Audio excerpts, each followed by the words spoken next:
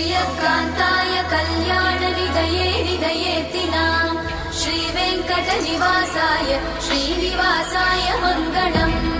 लक्ष्मी सविभ्रमालोकसुभुविभ्रमचक्षुषे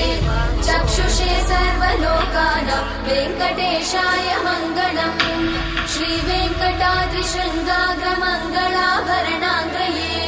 मङ्गलानां निवासाय श्रीनिवासाय मङ्गलम् सर्वावयव सौन्दर्य सम्पदा सर्वचेतसां सदा सम्मोहनायास्तु वेङ्कटेशाय मङ्गलम्